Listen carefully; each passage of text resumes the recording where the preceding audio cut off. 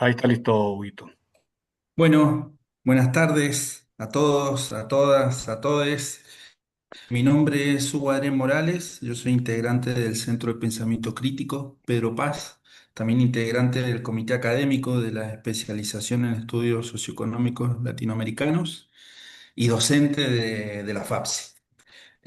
Bueno, bienvenidos a una jornada más de debate, de intercambio, de reflexión, de un ciclo que hemos denominado Nuestra América y la crisis civilizatoria. Un ciclo que venimos ahí caminando, si no me equivoco, este es el encuentro número séptimo, en el que venimos, bueno, pensando críticamente lo local, un poco lo regional y también un poco lo geopolítico. Un ciclo que nosotros, yo digo, y nosotras siempre buscamos, porque son espacios de discusión ausentes, ¿no? En los procesos de formación, mayormente, yo digo, en la universidad o en los lugares en los que estamos, y que no solo tienen, yo digo, no solo venimos a discutir y a denunciar un poco también las condiciones, ¿no? De opresión o de violencia, yo digo, en las que están los pueblos de nuestra América, sino también, yo digo, no solo es la denuncia, sino también el anuncio, ¿no? De otras formas alternativas al capitalismo y sobre todo hoy, yo digo bueno, que es un tema ahí tan interesante como bueno, una alternativa en otras formas de habitar, ¿no? A las que genera, a las que produce, a las que sostiene y a las que ha construido históricamente el capitalismo. El ciclo está organizado por varios espacios, es posible por varios espacios ahí que nos encontramos, que es el Centro de Pensamiento Crítico Pedro Paz, la especialización en estudios socioeconómicos latinoamericanos, la Facultad de Psicología de la Universidad Nacional de San Luis, el Instituto de Investigaciones en Ciencias Sociales y Humanas de la Facultad de Ciencias Humanas de la Universidad Nacional de San Luis, el doctorado en Ciencias Sociales de la Universidad Nacional de San Juan y la Fundación en Investigación en Ciencias Sociales y Políticas, la FICIP. El encuentro de hoy, que nos invita ahí al intercambio, le hemos denominado Habitar el Territorio, Alternativas, Tensiones y Reproducción en el Capitalismo. Y bueno, van a estar ahí, ya lo van a presentar más en detalle, pero bueno, Ignacio, va a estar Cecilia y va a estar Carla, que generosamente han venido a traer ahí como algunos interrogantes sobre y va a estar moderando, bueno, Niltie Calderón Toledo y Oscar Soto. Así que bueno, para dar la bienvenida, si te parece, Niltie, te paso la palabra para presentar a Ignacio. Hola, ¿qué tal? Buenas tardes, buenas noches para quienes se encuentran en el sur del continente. Me voy a permitir presentar a Ignacio Muñoz Cristi. Como él mismo se define a un humano en medio de la deshumanización capitalista colonial. Es antropólogo y doctor en psicología, militante del movimiento de pobladoras y pobladores en lucha MPL, profesor en la Escuela de Psicología de la UAHC de Chile. Vamos a darle la palabra a Ignacio, recordándole que tiene para su exposición 15 minutos aproximadamente. Yo le avisaré cuando falten 5 para que pueda cerrar y considerar el tiempo. A las compañeras y los compañeros que se encuentran en sala, si gustan también, conforme se vayan dando las exposiciones, pueden ir anotando sus preguntas y comentarios en el chat. Pues adelante, Ignacio, un gusto tenerte aquí en este espacio. Muchas gracias, Nilte. Muchas gracias, Hugo, y a los organizadores de este conversatorio y este ciclo que están realizando, que me parece muy importante, necesario. Eh, Hace quizás unos 10 años hablar de crisis civilizacional resultaba loco, ¿no? A uno lo tildaban de loco por decir eso. Todavía, por supuesto, hay quien lo piensa, pero ya es cada vez más evidente que estamos en medio de eso. Los temas también que convocan en particular este conversatorio me parecen muy importantes, necesarios, como son los respectivos a habitar el territorio, alternativas, tensiones y reproducción en el capitalismo. Yo hoy día quisiera compartir a través de un pequeño texto que preparé de 4 páginas, hablando sobre, en términos generales, esto se aplicaría, digamos, a cualquier parte del sistema mundial, pero enraizado desde Chile y desde nuestra América. Eh, Esta presentación se llama La mancomunación como corazón antisistémico de los movimientos urbano-populares. Cabe señalar que en Chile nos referimos a movimientos de pobladoras, de pobladores, es lo que entendemos por movimientos urbanos-populares. Bien, la primera parte es la historia subterránea de la mancomunación, ¿sí? Toda historia oficial del capitalismo es también una historia de disolución de las mancomunidades, ¿sí? Del vivir común, del hacer común. Desde los cercamientos de tierras hasta las formas modernas de propiedad urbana, el capital se ha expandido cercando aquello que antes era común: la tierra, el trabajo, los cuerpos, los afectos, el tiempo. Sin embargo, bajo esa superficie persiste una corriente subterránea, la mancomunación popular, esa trama donde las unidades domésticas se entrelazan para sostener la vida más allá del mercado. En los márgenes del sistema mundo, las poblaciones urbanas del sur global han reivindicado esa práctica ancestral. Frente al despojo, han rehecho comunidad con los materiales del abandono. Cada olla común, cada comité de vivienda, cada toma de terreno es una respuesta colectiva a la soledad capitalista, una reapropiación de la vida como bien común. Y en el centro de esa trama, como han reconocido las genealogías feministas y las ciencias sociales críticas, están las mujeres pobladoras, cuya experiencia cotidiana del cuidado y la subsistencia se transforma en inteligencia política. La unidad doméstica deja de ser entonces el recinto privado del patriarcado moderno y se convierte en un nudo de organización comunitaria. Allí donde el capital buscó reproducir la fuerza de trabajo sin pagar por su costo, las pobladoras convirtieron la reproducción de la vida en acto de resistencia y la necesidad en organización. Esa es la base desde donde emergen los movimientos urbanos populares, no de la nada, sino de la vida cotidiana organizada en clave de mancomunalidad. Dos, voy a presentar algunos fundamentos teóricos. Eh, Immanuel Wallerstein describió la unidad doméstica como la célula elemental del sistema mundo moderno, el espacio donde se combinan diversas fuentes de ingresos: salario, subsistencia, renta, pequeña producción. Por ejemplo, cuando alguien en la calle separa los cigarrillos de una cajetilla y los vende aparte, ¿verdad? Transferencias de todo tipo, que pueden ser estatales o de, qué sé yo, de regalos, ¿no? De matrimonio, etcétera. Todas esas dimensiones, digamos, tienen que ver con el trabajo. Eh, pero Wallerstein entonces advertía que las unidades domésticas que escapan al patrón capitalista por su forma cooperativa, por su autonomía productiva o por su lógica de reciprocidad, dificultan la reproducción del capital. Allí donde el capital necesita trabajo barato y fragmentado, la mancomunación genera circuitos de autosustento y redes solidarias que interrumpen su flujo. Jason Moore amplió esa visión al mostrar que el capitalismo es una ecología histórica, una forma de organizar la naturaleza, incluida la humana, mediante el abaratamiento del trabajo, de la energía y de los cuidados. La invisibilización del trabajo doméstico, sostenido sobre todo por mujeres, es una de las estrategias fundamentales de ese abaratamiento. Desde esa óptica, la lucha por el vivir cotidiano no es un asunto secundario, sino un frente ecológico político que enfrenta la raíz misma del orden capitalista. Ricky Dussel, por otra parte, de la filosofía de la liberación, nombró ese espacio de la vida negada como exterioridad, el ámbito donde persiste la creatividad de los pueblos, la capacidad de organizar la existencia desde la dignidad y no desde el valor.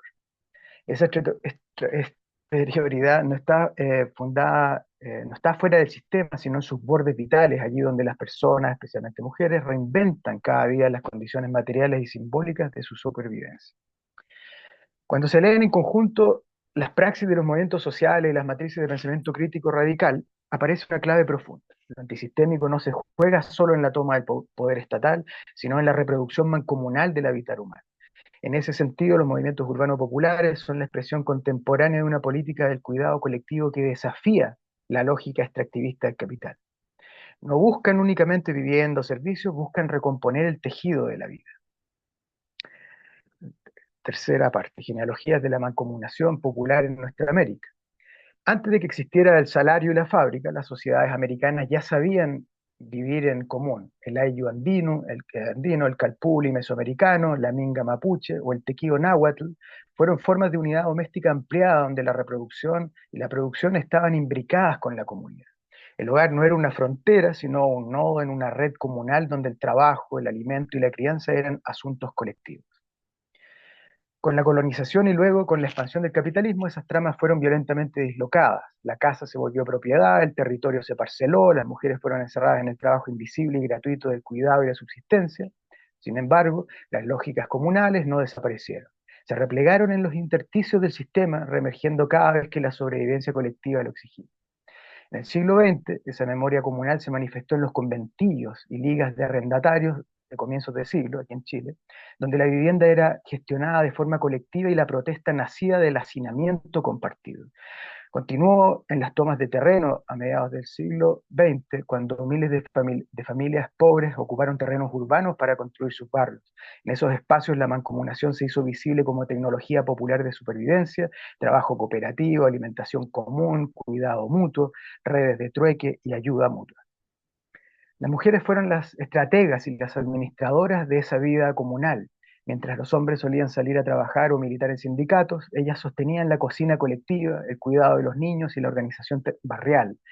No por delegación, sino porque la experiencia de reproducir la vida en la escasez las convirtió en sujetos políticos del cuidado. Cada olla común, cada comité de allegadas, cada red de abastecimiento popular encarna una racionalidad distinta a la del capital, la racionalidad del buen vivir compartido. Estas genealogías muestran que la mancomunación no es un residuo del pasado ni una simple forma de apoyo mutuo, sino una tradición política de larga duración que recorre nuestra América. En cada ciclo de desposesión, las unidades domésticas populares han reinventado el comunalismo como estrategia de defensa de la vida, desde los pueblos originarios hasta los barrios populares del siglo XXI. La historia de nuestra América puede leerse como una historia de recomunalización. Cuarto, el movimiento de pobladores como laboratorio contemporáneo de mancomunación.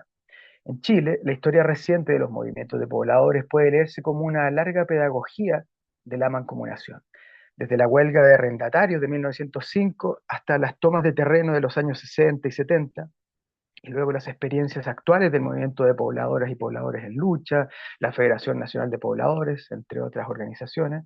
Se repite entonces una misma matriz, unidades domésticas que se asocian para defender la vida común frente al despojo urbano. Las tomas masivas del 57 en adelante, La Victoria, Nueva Habana, Almendra de la Victoria, fueron grandes tomas que se hicieron acá en Chile. La organización se sostenía sobre redes de parentesco y vecindad. Las familias compartían materiales, comida y trabajo. Cada casa era levantada colectivamente, cada olla alimentaba a todos. La autoconstrucción de los barrios no fue solo una práctica técnica, sino una escuela de autogobierno. En esos territorios nacía algo más que vivienda, comunidad política.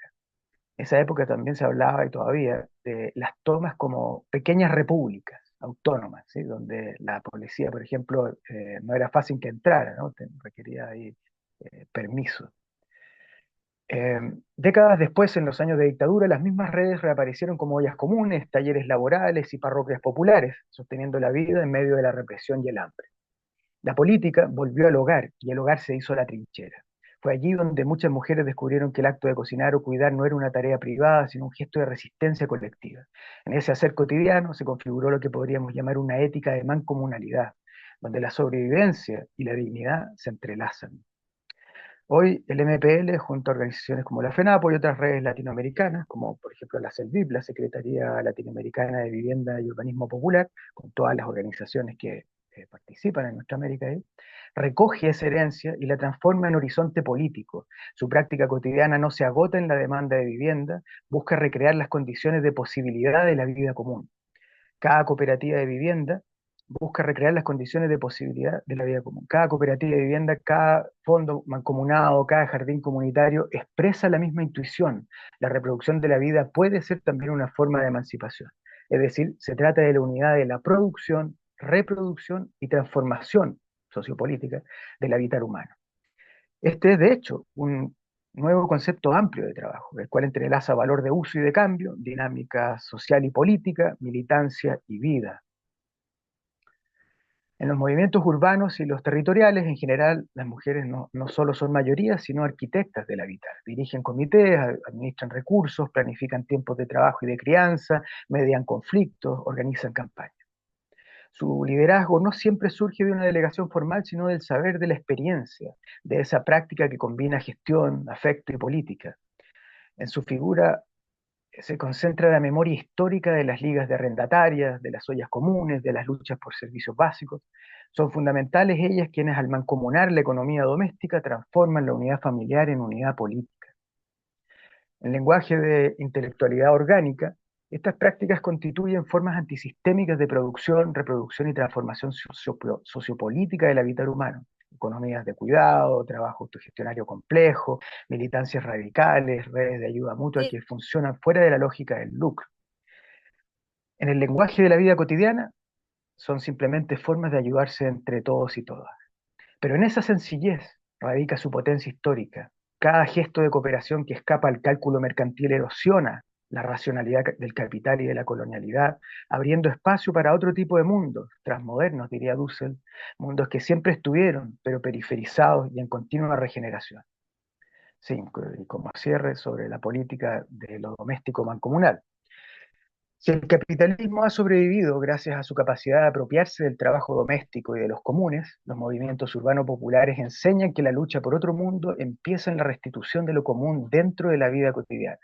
La mancomunación, esa palabra antigua y popular, nombra hoy una praxis de liberación que desafía simultáneamente al patriarcado, al colonialismo y al capital.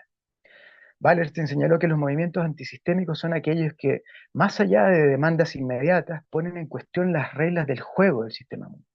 En el ámbito urbano popular, ese cuestionamiento no se expresa solo en las calles o en las urnas, sino en la manera en que las personas organizan su sobrevivencia colectiva. Allí reside su radicalidad, no en el discurso, sino en la práctica cotidiana que repolitiza la producción, reproducción y transformación de la vida. Las mujeres pobladoras han sido y siguen siendo las guardianas de esa racionalidad mancomunal. Han transformado el hogar en espacio de deliberación, el cuidado en estrategia de resistencia, la necesidad en creatividad política.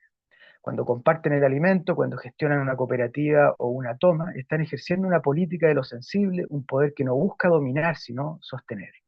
Los hombres, por supuesto, también participamos y somos absolutamente necesarios. En verdad, lo que aquí está en juego es el aprendizaje de una cultura que podríamos llamar matrística, que subsiste en medio del patriarcado, cultura centrada en la relación de cuidado y fundada corporal y psicológicamente en la relación materno-infantil, de la cual, por supuesto, participan hombres y mujeres, en la cual se forman ambos, pero donde las mujeres también han tenido un rol custodio, cuidando el cuidado.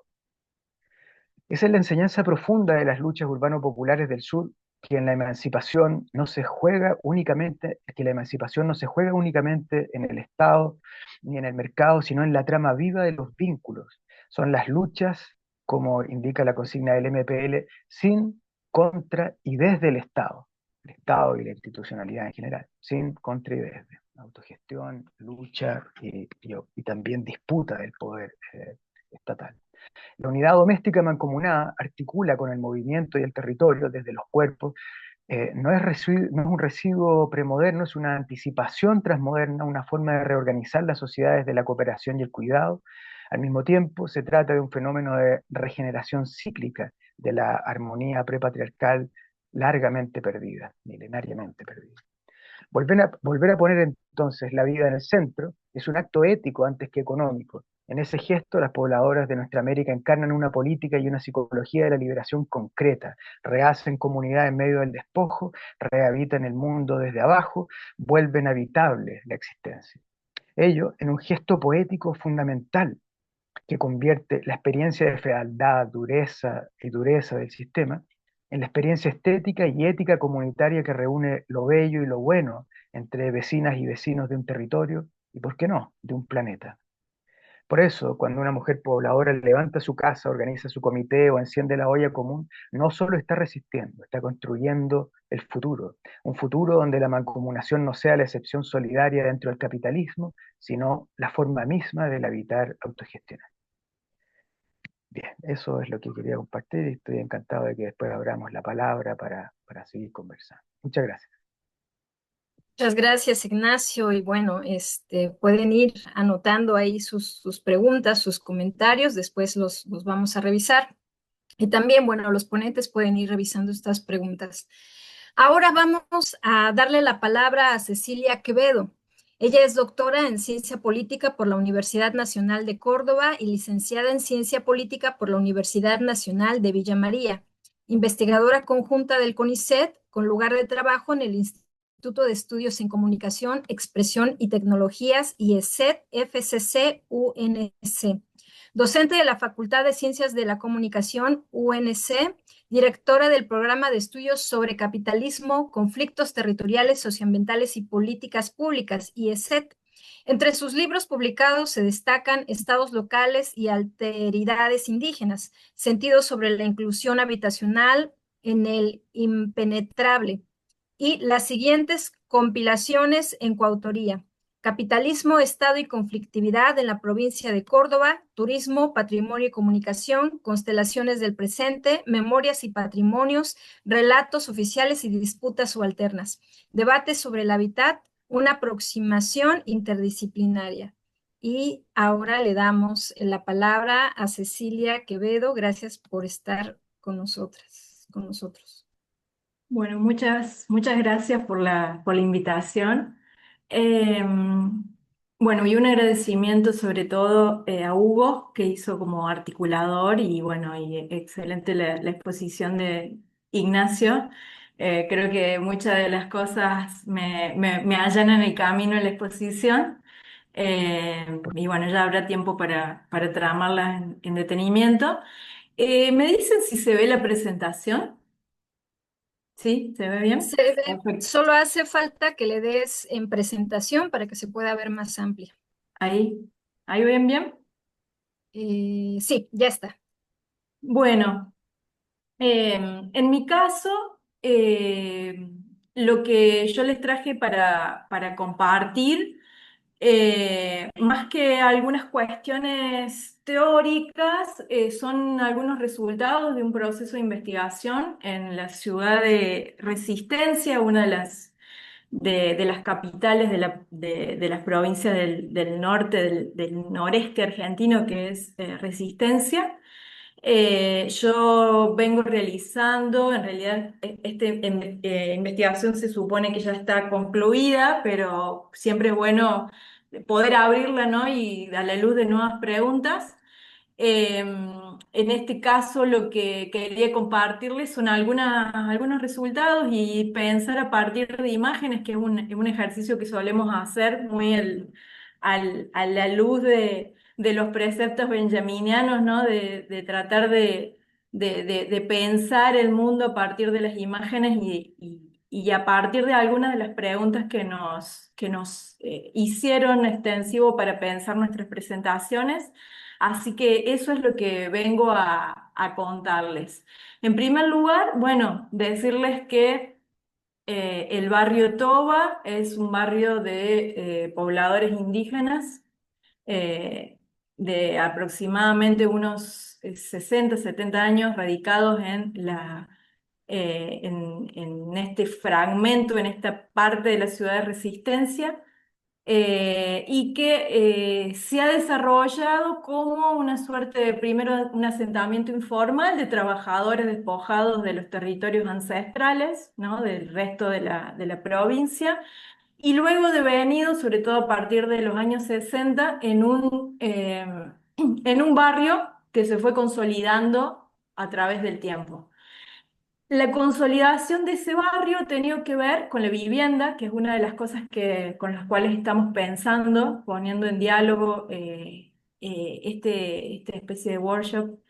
eh, y me pareció bien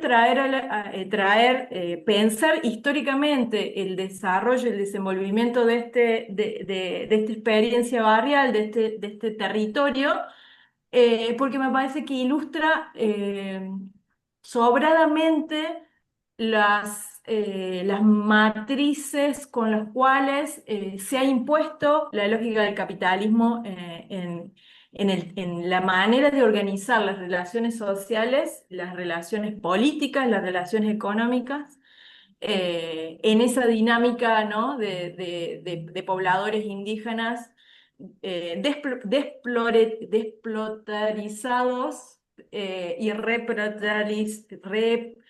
floretarizados, digamos que difícil, a lo largo del tiempo y de los años.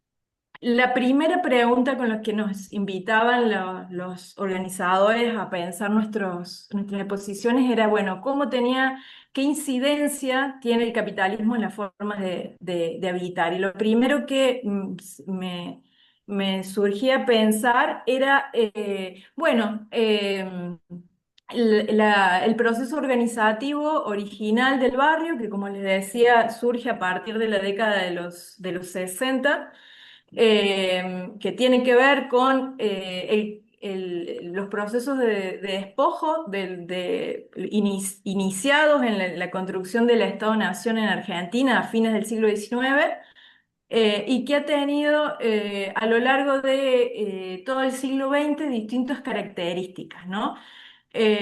Durante el peronismo, y siempre es un pequeño hito que a mí me parece importante mencionar, y lo traigo de la mano del trabajo que ha realizado una de las antropólogas como asesoras del Estado, que es Esther Ermite, en la década del 60, en este barrio, que ella comenta que el barrio Toba se origina a partir de una mentira a las comunidades indígenas. Estas primeras familias que se asientan, que vienen a la ciudad de Resistencia, luego de haber sido despojada de su familia y luego de los procesos eh, de exploratorización de los ingenios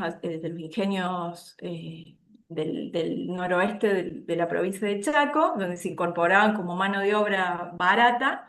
El barrio Toba es resultado de una mentira, porque se les dice que tienen que ir caminando a la zona central de la provincia de Chaco porque Eva Perón les había prometido tierras. Eva Perón van hacia allá, no estaba, evidentemente, y cuando vuelven, sus territorios originales están cercados y se movilizan a lo que hoy es el barrio Toba, al costado de las vías del ex ferrocarril Belgrano.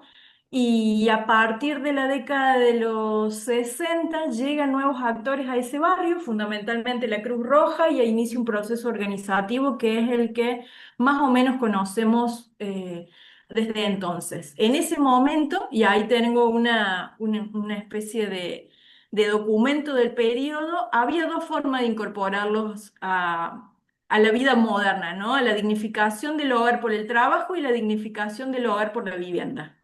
Desde el inicio, la vivienda ocupó un lugar central en los procesos de dominación, ¿no? Estos nuevos actores en la ciudad, ¿no? Una ciudad de resistencia imaginada como blanca y con descendencia europea, empieza a tener estos nuevos habitantes, y se los empieza a organizar, donde la Cruz Roja ocupó un lugar central. Y con el devenir del tiempo empiezan planes habitacionales organizados a partir del rol del Estado provincial, ¿no? Y de distintas instituciones burocráticas del periodo, bueno, incorporarlos a través de políticas públicas habitacionales. Y hay algo que me parece que es central. El proyecto de incorporación a los pueblos indígenas no tiene que ver necesariamente con la democracia ni la dictadura. Ahí hay un proceso de continuidad en esta etapa de los años del 73 y 76, 73, donde inicia las obras para realizar un plan con 220 unidades habitacionales a las poblaciones indígenas. Las inicia Felipe Vittel, que es representante del peronismo, y las culmina la dictadura militar con Facundo Serrano como exponente, ¿no? De la mano de la Cruz Roja siempre mediando. Y en este periodo es interesante ver otro proceso, ya no del despojo, sino el proceso que va ocupando la vivienda en esta forma de integracionista respecto a las poblaciones indígenas, que tiene que ver con que el lugar de mediación de estas instituciones, tanto de la Municipalidad de Resistencia como la Cruz Roja, era separar la familia extensa. ¿Sí? Los lotes a la familia, y esto también lo cuenta Esther Ermite en esos documentos asesorando el estado de Chaco, como académica de la Universidad de Itela. Se les daba a cada familia, familias extensas, un lote en cada punta del barrio para justamente romper con ese el rasgo cultural que se pensaba en ese momento como inmoral, ¿no? Ese es un rol que va a ocupar la vivienda tempranamente, ¿no? Vinculado incluso a la organización del hogar, a la organización de la higiene, a la organización de los roles domésticos de las familias indígenas, el rol de la mujer indígena en estas nuevas formas, en nuestros territorios urbanos, ¿no? Cómo debía hacer las cosas, cómo debía cuidar a sus hijos, cómo debía mandarlos a la escuela, cómo debía cocinar, cómo debía bañarlos, cómo debía coser, cómo debía mantener el aseo en la casa. Es propio de esta etapa y de alguna manera se va a sostener en el tiempo, ¿no? Esa lógica disciplinadora que para mí tiene y conserva, no se va a perder del todo, ¿no? Estas viviendas con el tiempo resultan eh, se van degradando progresivamente, van siendo insuficientes y paralelamente a esa degradación empieza una lucha de las comunidades, de los pobladores, de los vecinos por la realización de nuevas viviendas, ¿no? Porque eran insuficientes, porque estaban colapsadas, porque el crecimiento natural de las familias hacía que resultaran escaso el lugar, ¿no? Un problema terrible con las cloacas, etcétera, hacía que la comunidad fuera organizándose a través de los años, sobre todo de los 90, la llegada de los 2000, articulándose a otros actores y un contexto de crisis, ¿no? Propio del 2001, donde el barrio tiene un cariz de lucha, de protesta social bastante marcado, y que se va progresivamente perdiendo. ¿Por qué se pierde? Porque es con la llegada del estado de bienestar, es el propio Estado de la mano de la gobernación, sobre todo a partir del 2007 con el ascenso de Jorge Capitanich, que se va casi como apoderando de esa lucha, y va a quedar como el representante de la decisión de tirar todas estas casas abajo y construirlas de nuevo. Acá aparecen varias cuestiones que a mí me parecen interesantes plantearlas para ver esa lógica del capitalismo de cómo se va reproduciendo, ¿no? Y que son las cuestiones ideológicas. Por un lado, es el propio Estado, de la mano de un gobierno específico, el que se va a encargar de ser, de alguna manera, el responsable de las obras, ¿no? Ya no es la lucha de las comunidades indígenas por nuevas condiciones de habitabilidad, sino es un Estado que reconoce y repara históricamente a partir de las viviendas, ¿no? Y ya voy a contar cómo se fueron construyendo. Sino también que aparece un mecanismo bien interesante, que es el de la reparación histórica de las comunidades indígenas, se da de la mano de la vivienda, ¿no? Y eso ha sido muy marcado también en este gobierno que aludo, a cómo los distintos sobrevivientes de la masacre de Napalpí, que fue una masacre de trabajadores de la década del 20, a esos sobrevivientes se los encargó de reconocer o regalar una vivienda en distintos momentos, a distintas eh, personas vinculadas a las poblaciones indígenas, sobre todo con sobrevivientes de las masacres de Napalpí o que habían sido hijos de esa generación, se les regala una vivienda, ¿no? Siendo que muchos de ellos eran personas ancianas y que habitaban en contextos rurales, ¿no? El mecanismo ideológico del regalo, como si fuese un gesto reparador, un gesto civilizado, que también va a formar parte de lo que pasa a nivel territorial con este tipo de políticas que de hecho van a consistir en derrumbar estas casas y construir viviendas nuevas en los mismos lotes, ¿no?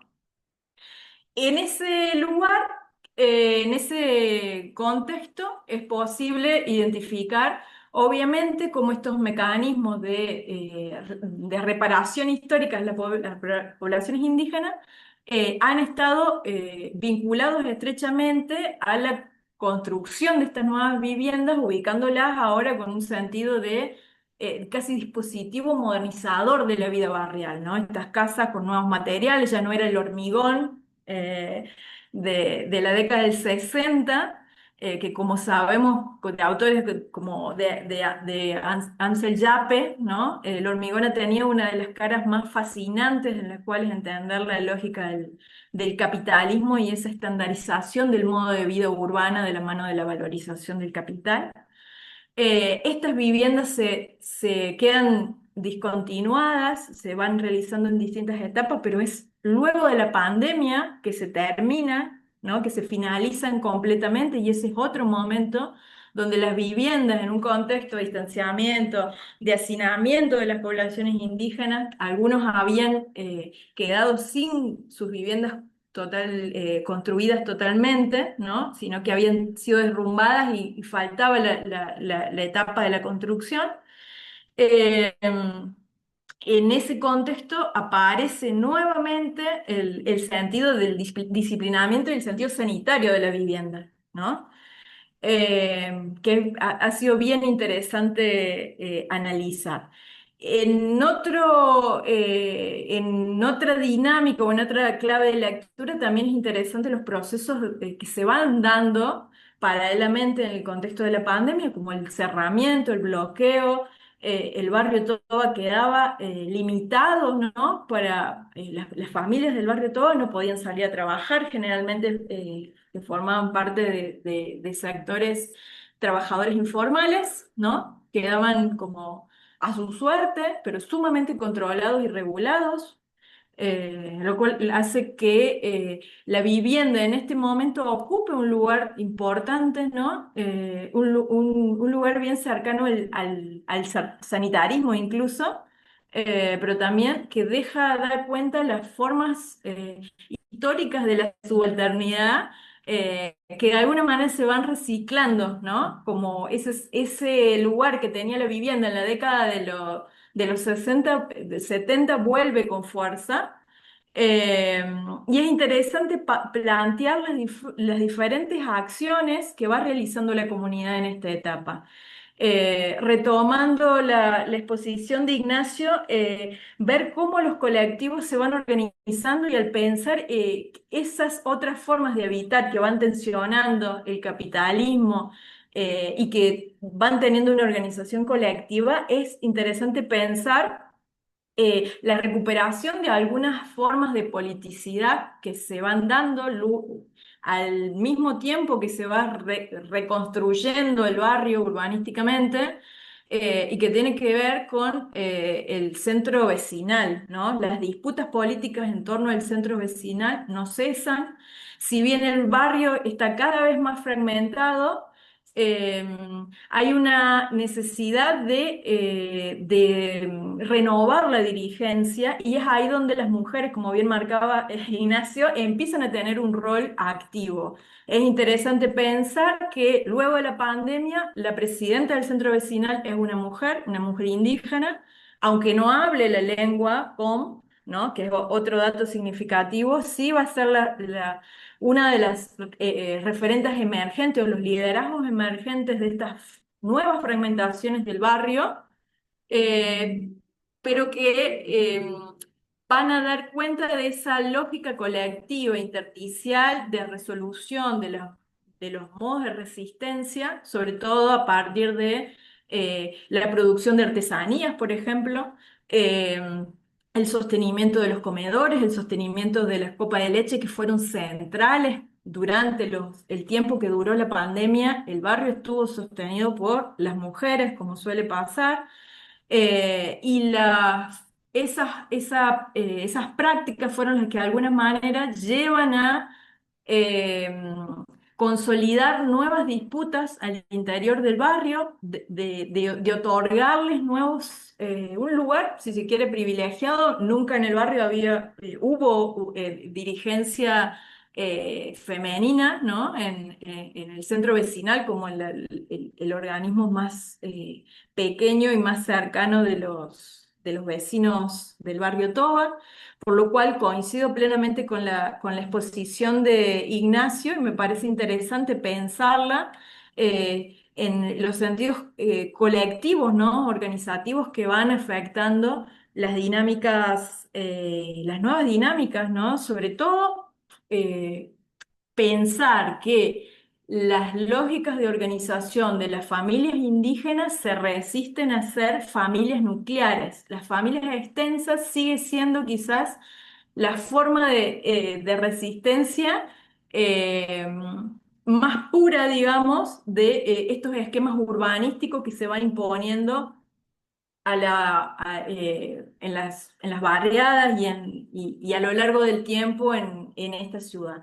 Y una última referencia que a mí siempre me parece interesante es la necesidad de pensar la vivienda en términos de Pierre Bourdieu en Argelia 60. La vivienda es siempre un regalo envenenado porque promete una vida moderna que nunca llega, ¿no? Esa vida moderna, el policiamiento, los cerramientos, los confinamientos, incluso en los procesos que no mencioné mucho, pero los procesos de destrucción de la casa se dieron paralelamente al confinamiento en containers de la comunidad a las familias beneficiarias de los nuevos planes de vivienda, se los alojó en contenedores durante casi un año para poder destruirle la casa, hacerla nuevamente y hacer todo el plan urbanístico que requería la nueva obra, ¿no?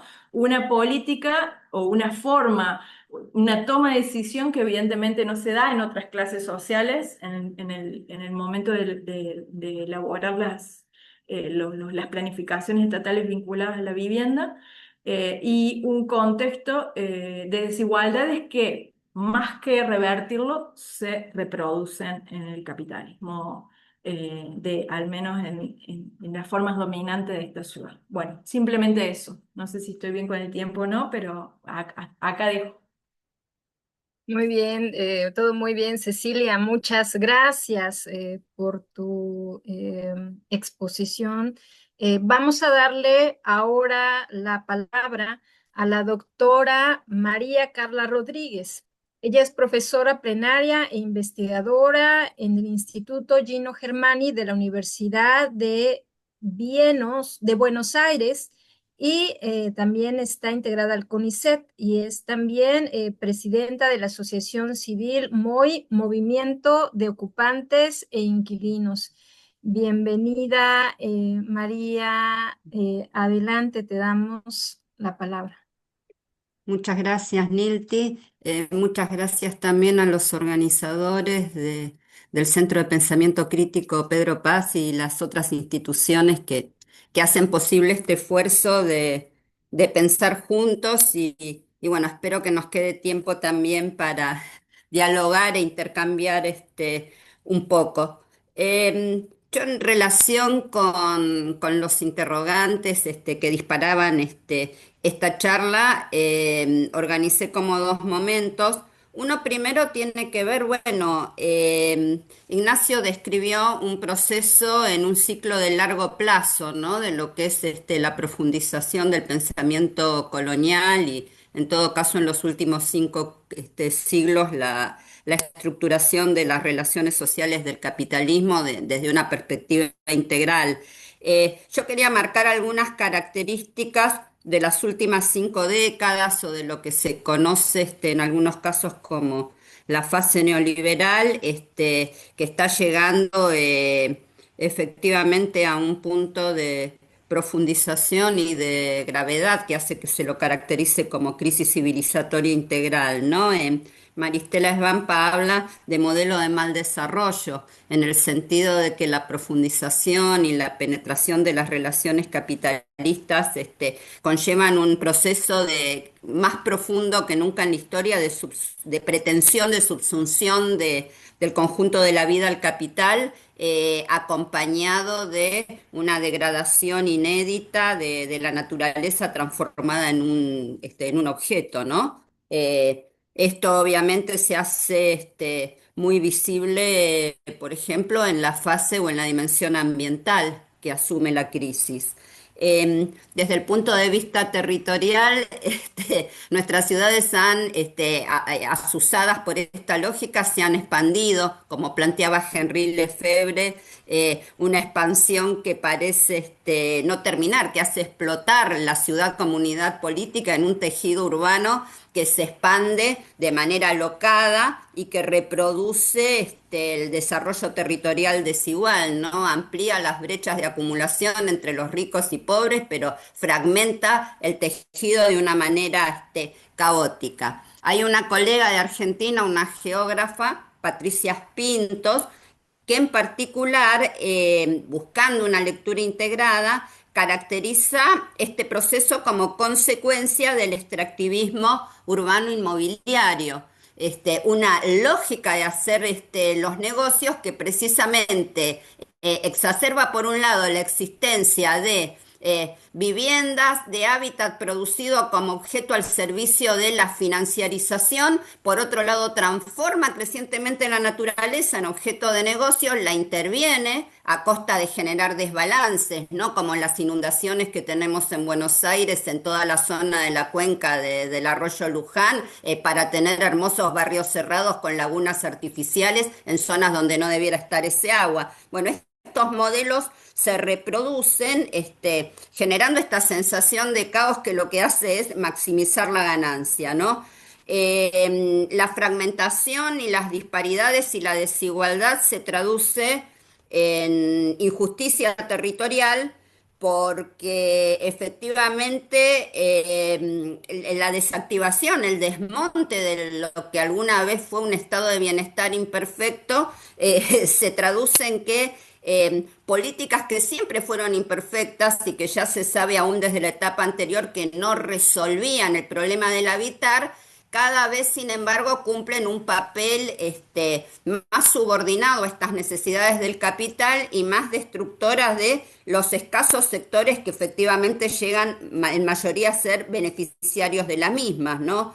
Entonces esto tiene un efecto en términos del hábitat, donde, por un lado, quienes, por lo menos en la Argentina y en gran parte de los países de América Latina, los sectores que podían acceder a este artificio que es la propiedad individual de la tierra, cada vez se ven más reducidos.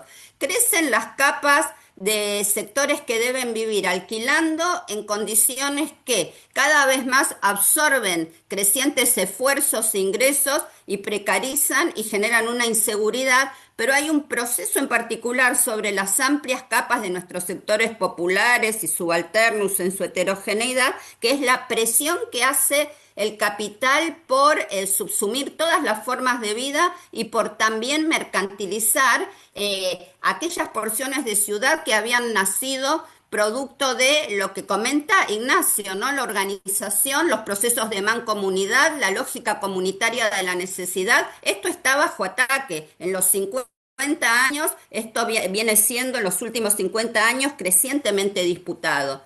Hay un concepto que a mí me gusta incorporar, que es el de alienación residencial, porque si bien, y yo comparto totalmente que afortunadamente las formas comunitarias resisten, no son formas residuales, son formas que ponen la reproducción de la vida en el centro, pero el capital está permanentemente en disputa a través de sus lógicas económicas y a través de sus diversos dispositivos de política, procurando lo voy a decir muy coloquialmente, chupar esa energía, ¿no? Subsumir esa energía a la lógica de la valorización. Entonces, en esta batalla campal estamos y buena parte de las políticas públicas de hábitat de los estados capitalistas son parte de una geopolítica que sirve para regarantizar la reproducción del capital. Así en México tenemos 5 millones de viviendas en áreas que es una barbaridad de miles y miles de metros cuadrados producidos al servicio de que se reproduzcan las viviendas, que quienes las pueden pagar no quieren vivir ahí y quienes las necesitan no podrían acceder porque no las pueden pagar y tampoco podrían desplazarse a sus lugares de reproducción de la vida. Estos desajustes espantosos es el modo de vida que nos convida, por así decir, el capital. Por el contrario, es cierto que las formas comunitarias, las formas de resistencia política, basadas en la necesidad de reproducción de la vida, pero después mucho más, ¿no? Un despliegue, porque no es solo la necesidad, es el tránsito a la libertad de recuperar esas formas que tienen que ver, como dijo poéticamente Ignacio, con lo bueno y lo bello, ¿no? En este sentido, también en este ciclo neoliberal vemos, a pesar de esta inmensa ofensiva, reproducirse estas lógicas comunitarias, reproducirse experiencias de los movimientos urbanos, de los movimientos sociales y territoriales que tienen que ver con el despliegue de la concepción autogestionaria. Y en este sentido, me parece que, por un lado, en América Latina en particular, el despliegue que es muy diverso y muy heterogéneo de estas experiencias barriales, urbano-territoriales, de organizaciones sociales, que son casi como decir un micelio, ¿no? Porque se da en diáspora, se da en fragmentación, se da en momentos en que determinadas coyunturas se articulan, se da sobre todo en red, se da recreando también formas de internacionalismo de los pueblos bien plebeyas, ¿no? Yo participo de una experiencia en particular que es la de la Secretaría Latinoamericana de la Vivienda y el Hábitat Popular, y ahí uno ve un espacio de una práctica tan bella de esta perspectiva de encuentro de saberes y de compartir estrategias para poder pensar juntos situaciones territoriales diferenciadas, pero que tienen que ver con cómo expandir estas lógicas de la autogestión, cómo lidiar con los estados capitalistas y un debatir sobre el despliegue o el ensanche de estas experiencias comunales y de base con perspectiva, yo no es solo anti, es trans, es más allá del capitalismo, para reproducir, también para tratar de captar más energías, ¿no? Ahí se decía, es contra el Estado, es desde las capacidades propias, es transformando la institucionalidad estatal y ensayando hasta dónde eso permite avanzar y, por cierto, muchas veces retrocediendo. En ese sentido, a mí me parece que el desafío de los movimientos urbanos populares tiene mucho que ver en una discusión que tiene que ir más allá, pero que colocan el habitar, que es el habitar efectivamente de la casa, pero de la casa porque nuestros sectores populares han sido autoconstructores de ciudad, más allá del Estado, y generalmente excluidos del mercado o subordinados al mercado para comprar los materiales, pero nunca para poder resolver bien el conjunto de la casa, ¿no? Parcialmente. Entonces, han sido productores de la ciudad. Y esto ha sido generalmente ninguneado, invisibilizado, porque se lo hace con los recursos propios, se lo hace en las condiciones más adversas, generalmente desde la subalternidad. Pero cuando se tiene ocasión, se demuestra la capacidad de darle escala y además se movilizan ingentes recursos. Rino Torres en México tuvo ocasión con la UNAM de hacer una investigación, de poder hacer un recuento de la inversión ejercida en barrios populares autoconstruidos desde el 85 hasta el año cercano al año 2000, y él mostró que por fuera de la plata transferida desde el Estado, eso implicaba cerca del 1% del Producto Bruto de México, y que era constante y sostenido porque va al ritmo de la vida, independientemente de los ciclos del capital. Generalmente no nos dejan desde las universidades públicas, que son otro espacio en disputa, de darle continuidad a este tipo de producción que nos permiten echar luz para ver cómo podemos hacerle, unidos estratégicamente, para pensar las cosas desde otro lugar. Sin duda, los sectores populares necesitan o necesitamos el giro de poner la vida en el centro, es de reconocer la centralidad del habitar, que es la casa, pero es los equipamientos de todos los aspectos ligados a la reproducción de la vida, ¿no? Y en este sentido, una segunda cuestión es que parte de los desafíos actuales entre los sectores subalternos, me parece, entre los sectores populares desde el punto de vista del habitar, de la casa, de ver la reproducción de la vida en el territorio como lo que debe ser el centro del desarrollo de la economía, es transitar y superar esta penetración que ha tenido el capitalismo, que trata de transformar toda la economía popular en emprendedorismo. Entonces, hay un tránsito que se necesita desarrollar desde ese emprendedorismo y rescatando la centralidad de la comunidad, pero nuestras comunidades actuales, que son comunidades diversas, heterogéneas, multinacionales, pluriculturales en el territorio, ¿no? En particular en las grandes ciudades, hacia fortalecer la concepción autogestionaria, las capacidades de autogestión. Entonces, la autogestión en este sentido, volviendo solo al ejemplo del hábitat, no es solo el hecho de autoconstruir con los materiales, sino el proceso, si ustedes quieren en términos muy clásicos, de control total del proceso productivo, de los medios de producción, de dotar de escala, de racionalidad y de mejores condiciones a esas capacidades históricas de hacer ciudad, de hacer vivienda, de hacer hábitat, de hacer equipamientos, ¿no? Esto se viene transitando en el continente. Hay un ejemplo, el ejemplo de más larga data, desde fines de los 60, es uno de los ejemplos entre tantos, porque la gracia es encontrar la diversidad en esto, es el desarrollado, por ejemplo, por el cooperativismo uruguayo, ¿no? En interacción compleja o dialéctica con haber logrado conseguir la instalación de una política pública para construir esos pedazos de ciudad por autogestión. Ahora, la autogestión es materializar bienes de uso, es desmercantilizar, es reorganizar el trabajo en forma solidaria sin patrón. Lo interesante aquí es, creo que lo transitado, acá no hay tiempo, por diversas experiencias en el continente, es el modo en que la autogestión debe ser o preciso o va emergiendo de la práctica, recreando por lo menos tres vertientes de la resistencia y de la praxis popular, ¿no?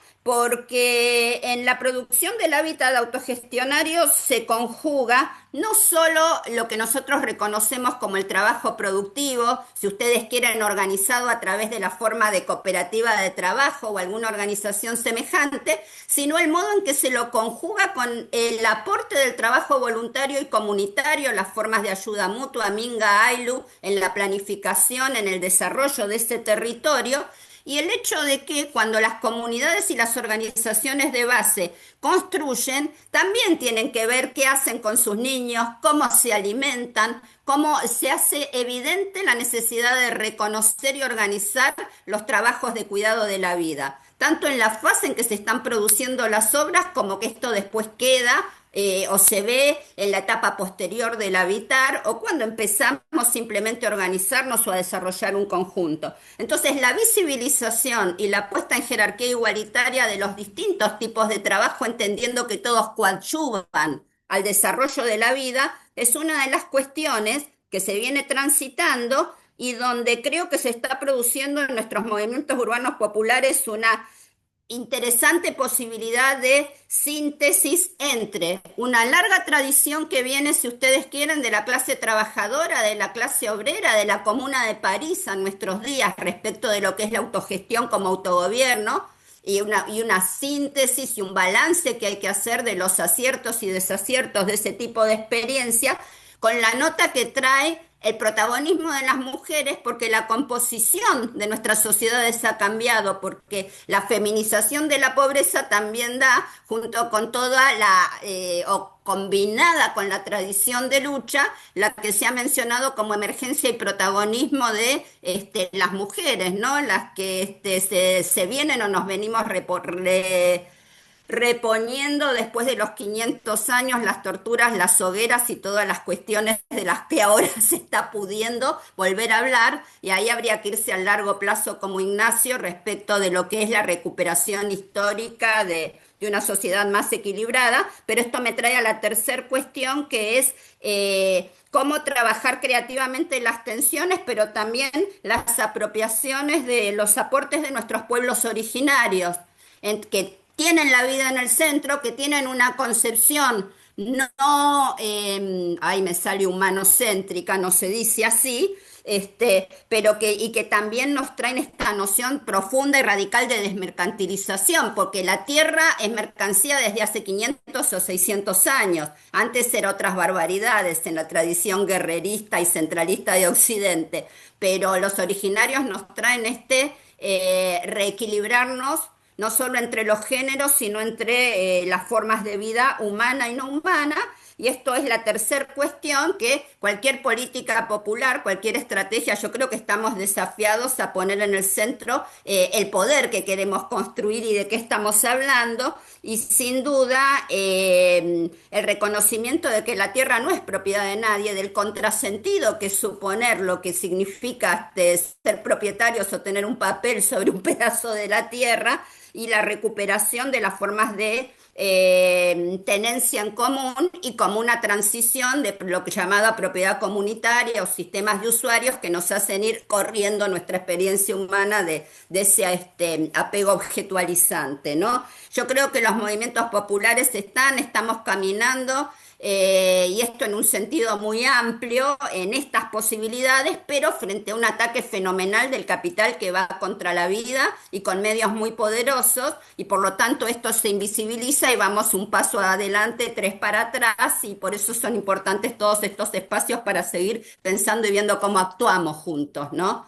Y también es una cuestión del poder que queremos, porque el poder nos lo aplican para que estos modelos no avancen.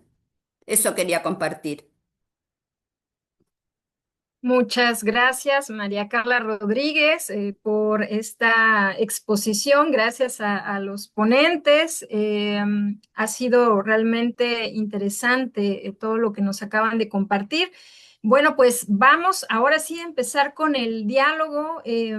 No veo aún comentarios aquí en el chat, o déjenme revisar, pero bueno, pueden ir alzando la mano quien quiera hacer comentarios. Acá tenemos una pregunta. La primera pregunta, mientras quien quiera participar en la sala, pueden ir alzando la mano. Buenas tardes.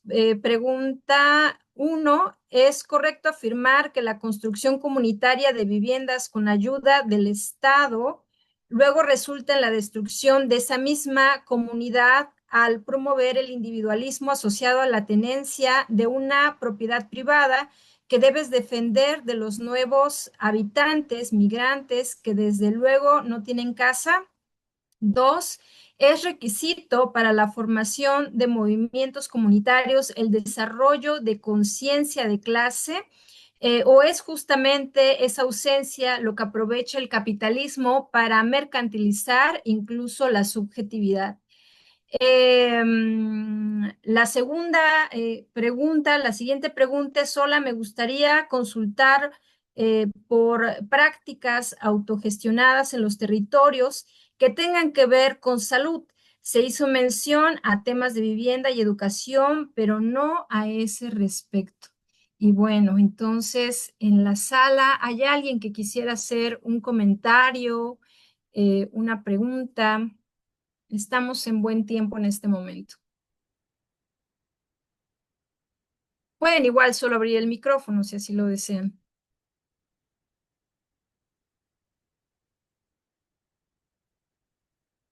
Bueno, En lo que se animan, ¿qué les parece si ya sea Ignacio, Carla Rodríguez o Cecilia pudieran responder estas tres preguntas que nos acaban de dejar? ¿A quién le gustaría responder?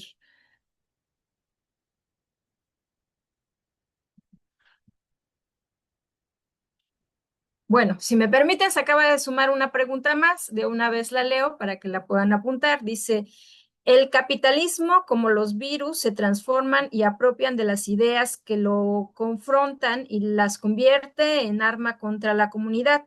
En el caso de la Comisión Brundtland de 1987, cuando propone el capitalismo sostenible, ¿cómo podría la universidad y la escuela y los movimientos intelectuales hacer frente a esa constante apropiación de lo comunitario por parte del sistema?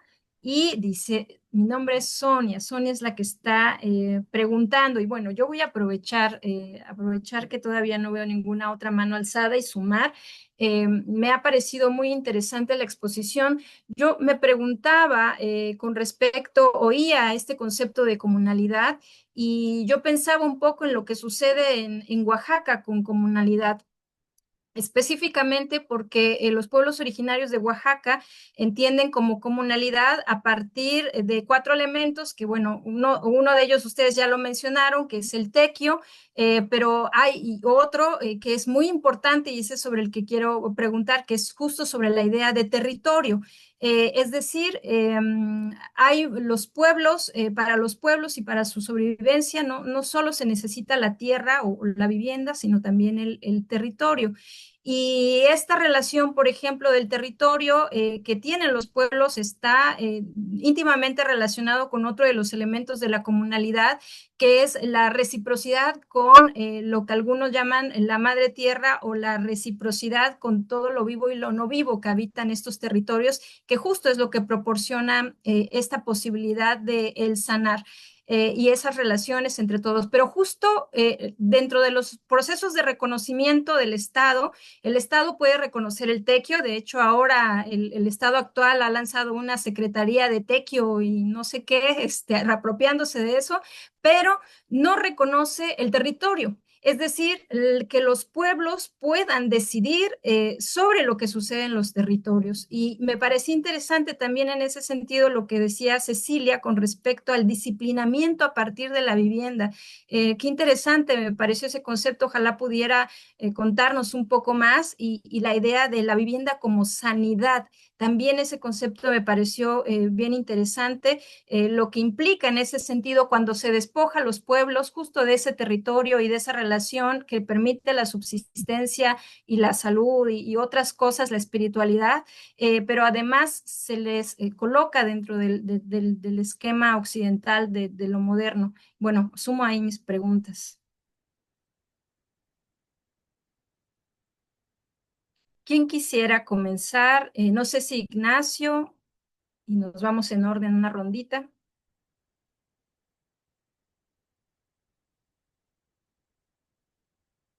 Está apagado tu micrófono, Ignacio.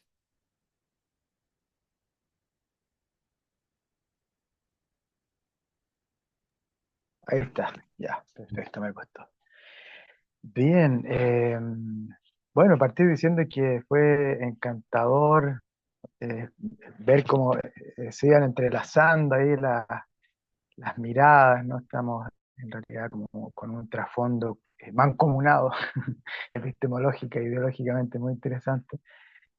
Todo tenía que ver con todo, lo que se fue comentando, muy interesante las exposiciones de Cecilia y de Carla.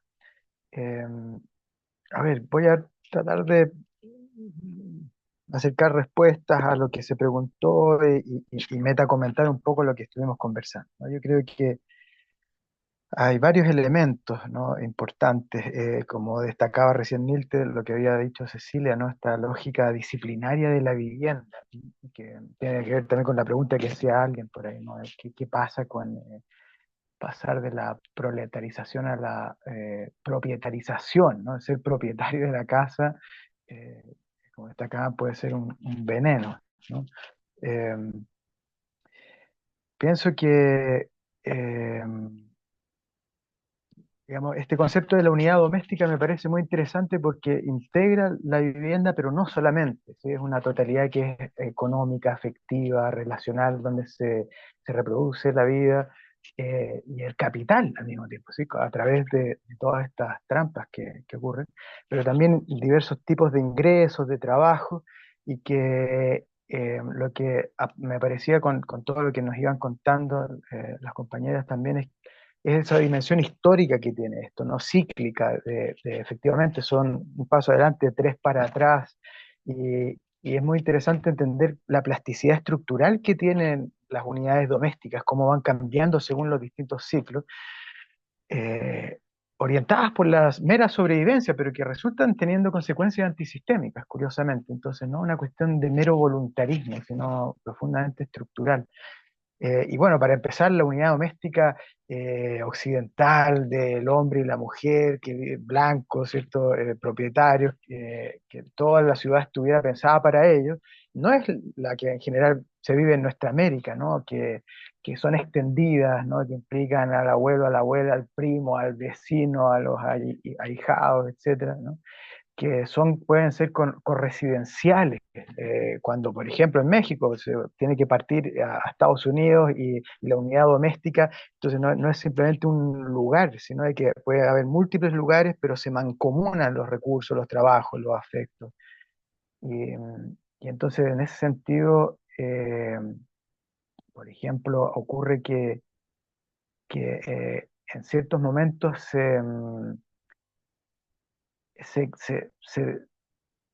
¿cómo decirlo?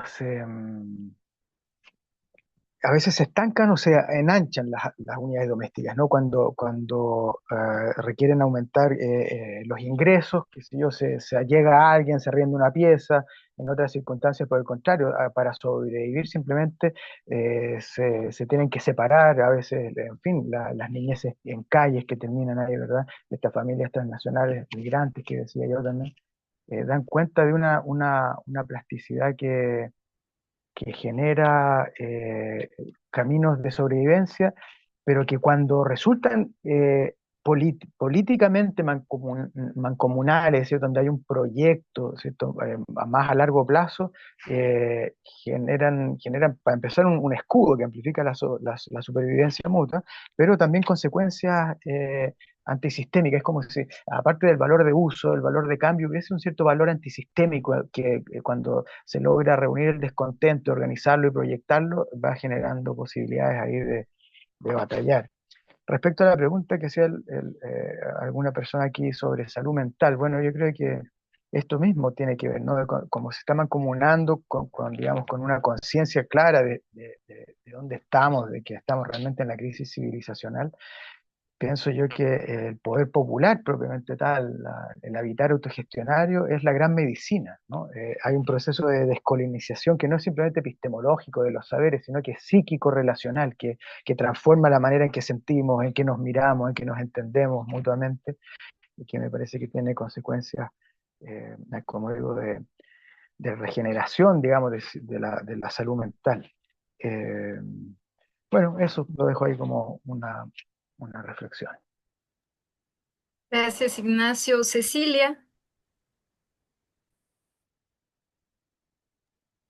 Bueno, muchas gracias por la pregunta y por hacernos pensar. En mi caso, mi línea de investigación mucho no trabaja la cuestión autogestiva porque el rol del Estado ha sido muy presente, pero no quiere decir por eso que no esté problematizando los procesos de mercantilización cada vez más marcados que se van dando en las ciudades, ¿no?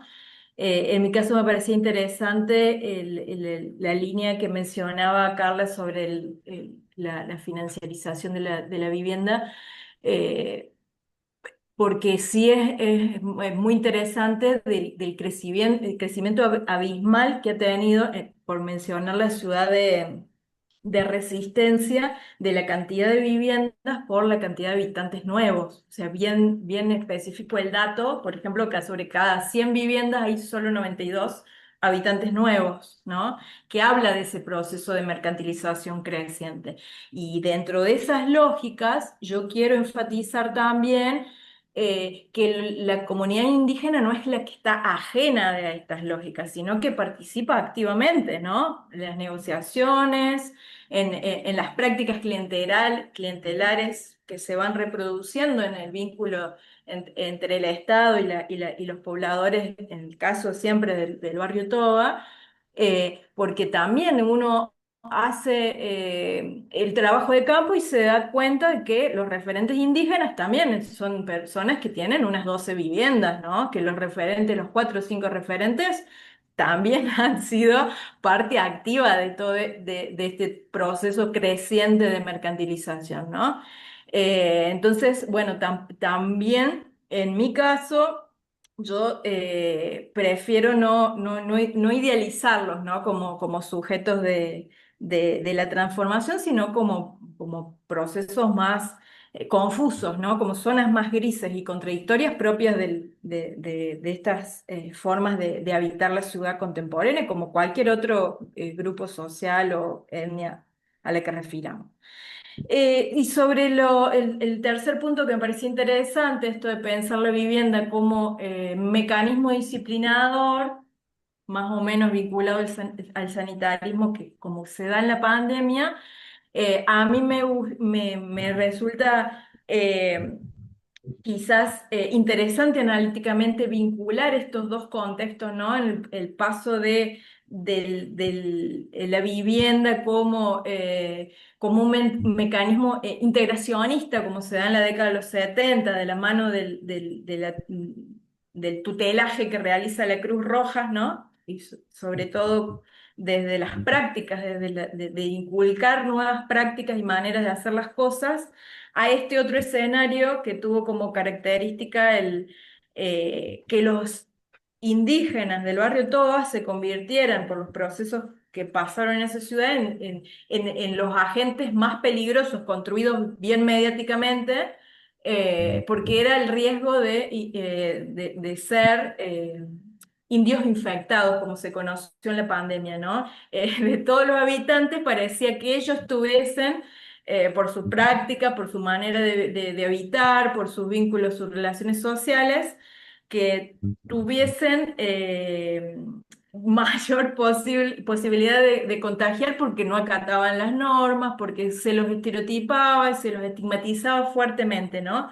Y entonces ahí la vivienda parecía con una intención o construida con la necesidad de disciplinar este grupo social que no acataba, ¿no? Como parecía que todo el dispositivo sanitario que se montó durante la pandemia tenía en este barrio como un peso específico bien gravitante en relación a otras áreas. Y que eso también, el quedarte en casa, ¿no? Era muy difícil para las poblaciones, para las juventudes, para gente que no tenía las condiciones de habitabilidad propias de otros sectores, ¿no?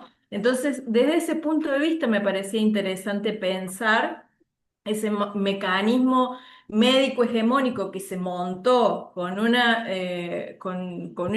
relevancia inusitada en un contexto de al menos de un año y casi dos, por no decir dos, y donde la vivienda justamente no por nada se termina este plan, este proyecto urbanístico integral de Gran Área Toba, como se lo denominó, durante la pandemia.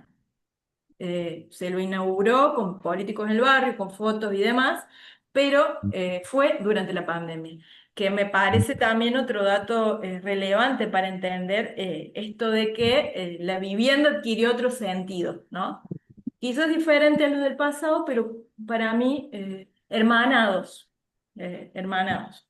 Bueno, simplemente eso. Gracias, Cecilia. Carla Rodríguez, adelante. Gracias, Nilti. Em, a ver, algunas cuestiones. La primera es en relación con el rol del Estado. Yo creo que los estados con los que nosotros interactuamos son los estados capitalistas y por lo tanto efectivamente estamos desafiados permanentemente a ese, digamos, a esa dinámica que tiene el Estado capitalista de reproducir las relaciones capitalistas. Por lo tanto, efectivamente, por eso es esa dinámica de un paso adelante y tres atrás, porque todo tiende a ser domesticado, todo tiende a ser disciplinado y nuestras relaciones siempre son muy asimétricas y muy desiguales en las batallas que damos por tratar de desalienar o de ganar territorio, digo, territorio material, simbólico, cultural, espiritual, a este orden social nuevo centrado en la vida. Sin embargo, estamos desafiados, ¿no? A pensar la transición y cada vez más, porque cada vez más son más fuertes las señales de la madre tierra, ¿no? Respecto de los desajustes y respecto de esta lógica. No hay que olvidarse que la lógica del capital, además donde más claro se expresa como decía el economista, su lógica de la destrucción creativa es en la destrucción total, en el guerrerismo. Necesita el guerrerismo, necesita la destrucción. Bueno, cada vez a pasos más agigantados. Esto nos reafirma en la necesidad de contraponer cómo construimos una transición sistémica centrada en la vida. Había una pregunta sobre la conciencia.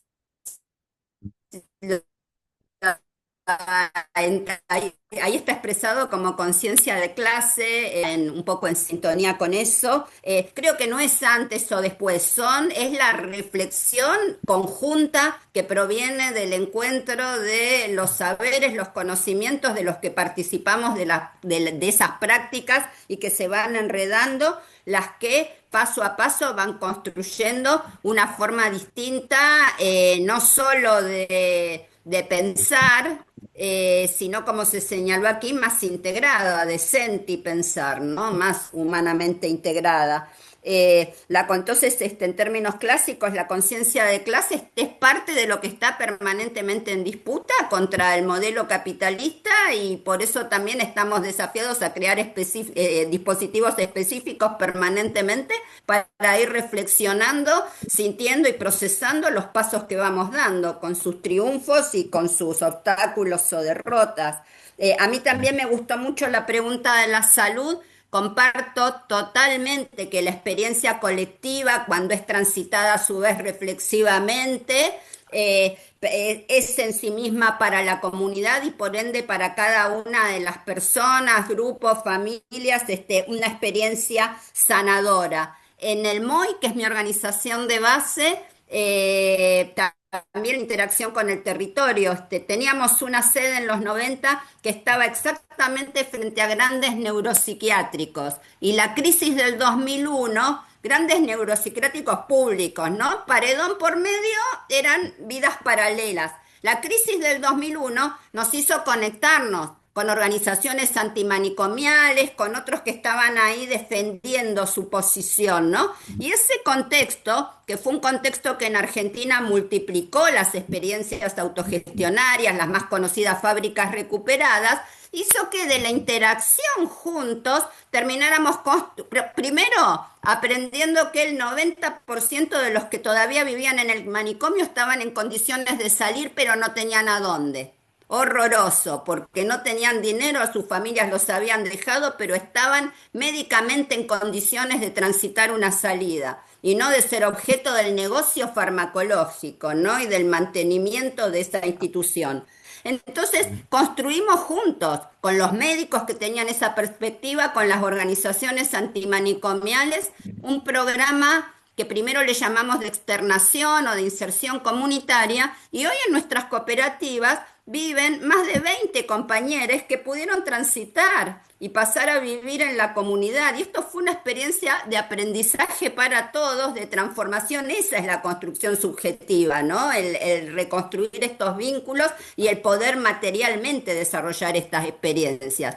Claro, tenemos una ley de salud mental maravillosa, pero el Estado capitalista no le da tanta importancia a esto, ¿no? Nunca logramos tener un apoyo, una puesta en valor, una visibilización, más, pero sin embargo capilarmente esto lo hemos vivido y lo seguimos viviendo. Lo quería compartir porque yo creo que así como esta debe haber muchas más, ¿no? En muchos planos es una experiencia sanadora. Y por eso quería señalar en relación lo último que planteo, a mí me parece que la práctica intelectual es fundamental y uno de los territorios de la estatalidad en disputa es la universidad pública, porque son esos lugares que tenemos que dar vuelta y desde donde también nos atalonamos para acompañar estos movimientos de nuestras comunidades. Los intelectuales somos parte de la comunidad, los que tomamos posición y practicamos para ir hacia una transición sistémica. Bueno, gracias por permitirme compartir ideas. Muchas gracias, Carla. Tengo una mano levantada acá de Centro Villa Mercedes. Alejandro, adelante. Hola, ¿cómo va? Mi nombre es Alejandro Núñez Mánquez, soy chileno y soy parte de la experiencia que comentó eh, Ignacio con respecto a las poblaciones de Forestal Alto de Viña, donde mi padre participó en la construcción de las casas comunitarias y esto, ¿no? Yo quería comentar un poco esto, un poco de Fábrica Recuperada, porque también participé en Fábrica Recuperada acá en San Luis y pude ver más o menos el tema este de un poco más de cerca, ¿no?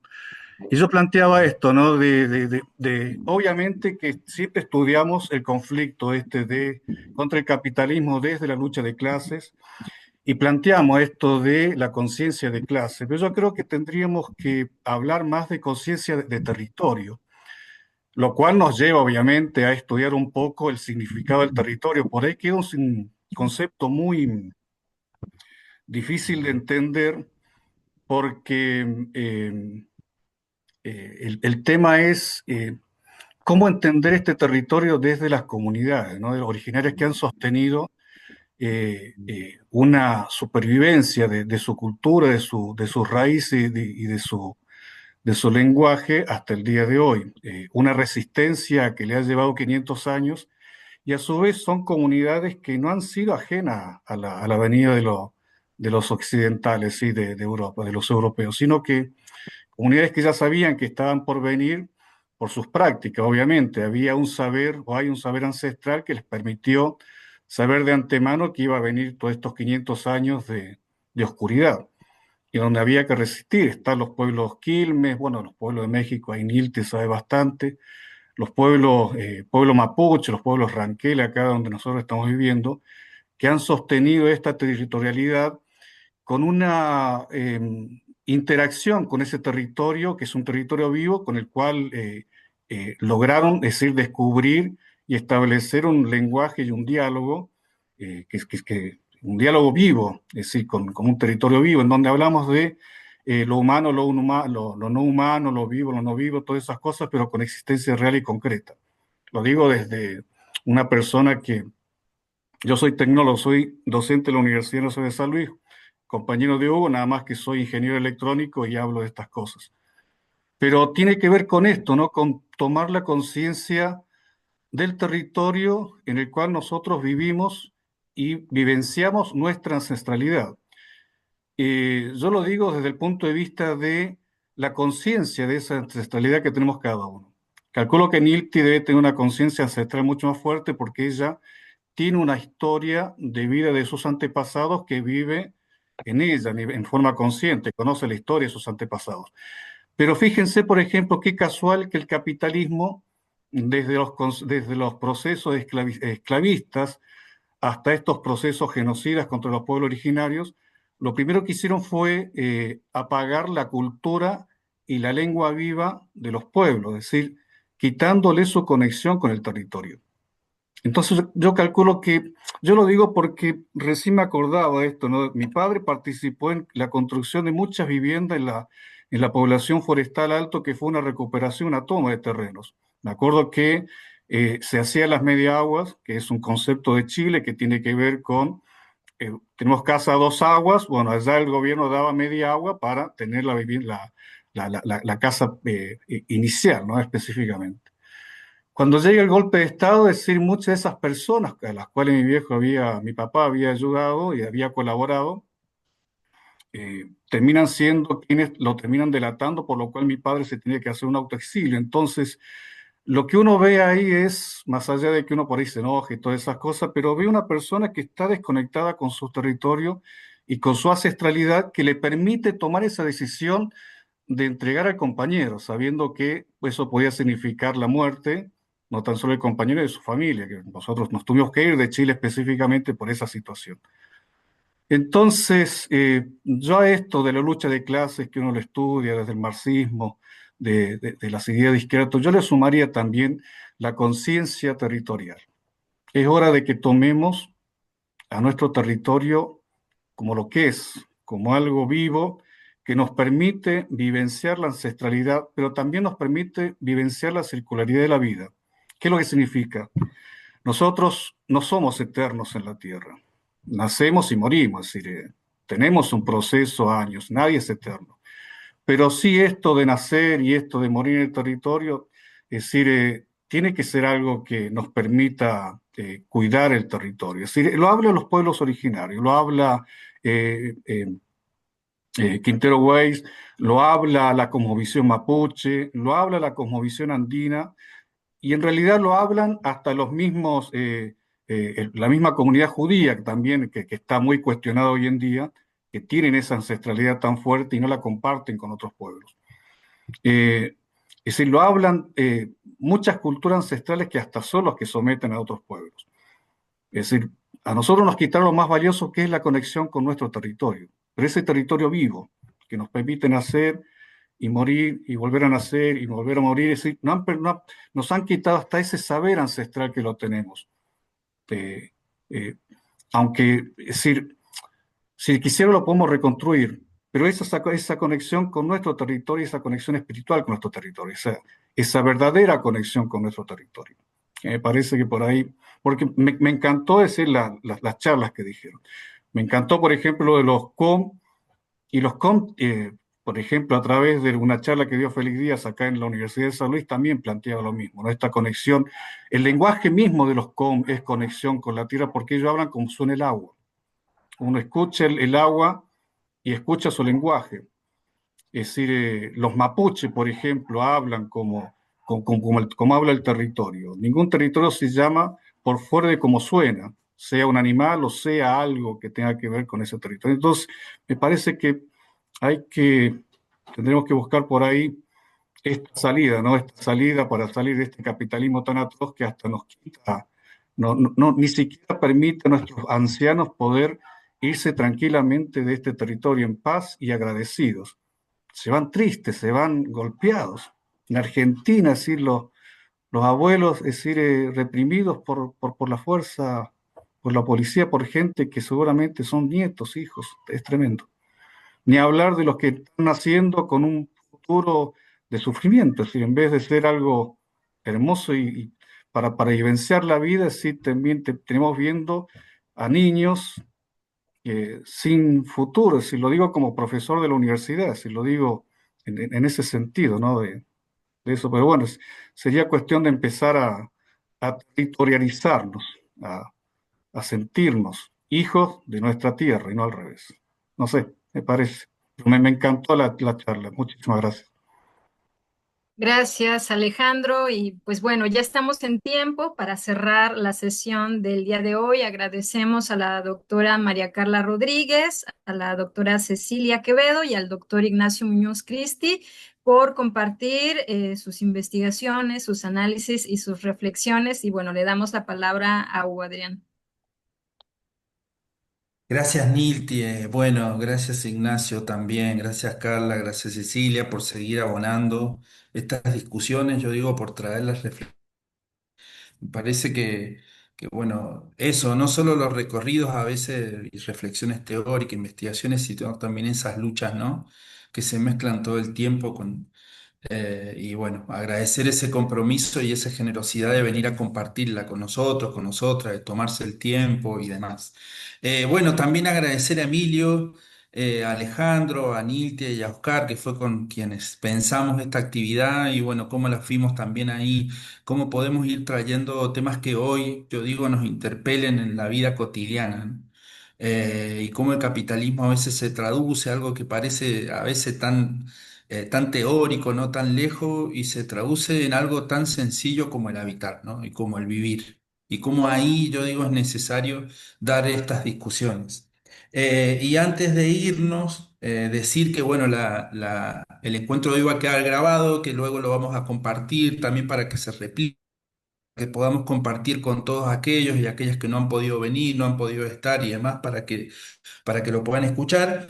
Y vamos a dejar la invitación para el próximo lunes, lunes 20 también a la misma hora, con el encuentro que se va a denominar Mudanzas Epistémicas, Semipraxis Territorial Desconquistual. Va a estar a cargo del doctor José Luis Grosso y de la doctora Cecilia Mensa, ¿no? Y organizado por PIRCA, por el Frente Chaco Andino de Agroecologías Comunales y de la Red de Saberes, Haceres y Espiritualidades Interancestrales de Oaxaca, México.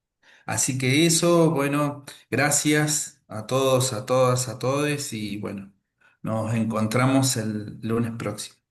Y gracias Nilti también ahí, por la coordinación. Muchas gracias a todos, un gusto. Seguimos en contacto. Gracias, gracias. Chao, No, chao. Seguimos. gracias, que estén bien. Gracias. Gracias.